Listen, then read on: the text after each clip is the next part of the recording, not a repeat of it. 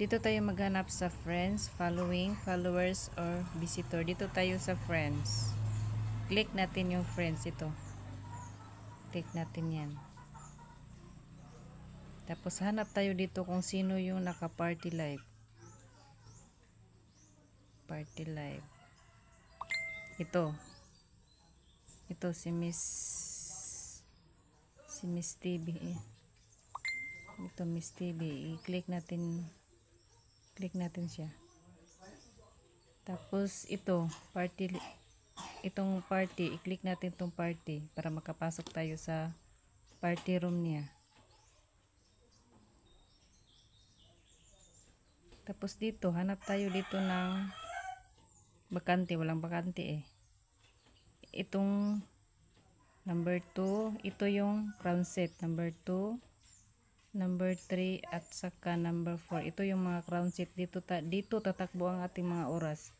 Ito sa 1, 2 at 2, 3 at 4. Dito sa 5, 6, 7, 8, 9. Dito tayo magtambay pag wala pang bakante sa crown set. Ito na ako eh, dito. Tapos, pag nakaupo na tayo dito sa crown set,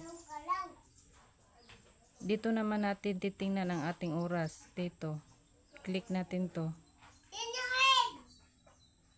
Tapos, dito hanapin natin ang rewards. Ito po, rewards. Click natin.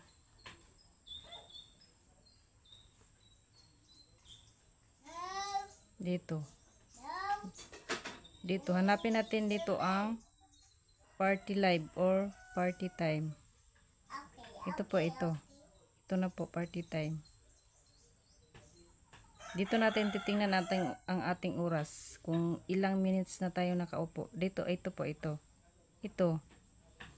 Sa isang oras may 60 minutes tayo. So, sa 60 minutes, may 58 minutes na ako nakaupo. So, malapit na ako matapos. Pag ito naging 60 na, 60, itong 800, marireceive mo na yan pagkatapos ng 60 minutes.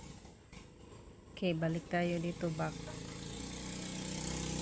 Hintayin na lang natin kung matatapos. Titingnan natin, malalaman natin kung matatapos na tayo dito. Ito. I-click mo to, 'di ba may nakikita kang red dot. Ibig sabihin yan tapos ka na. I-click mo na natin. Tapos dito sa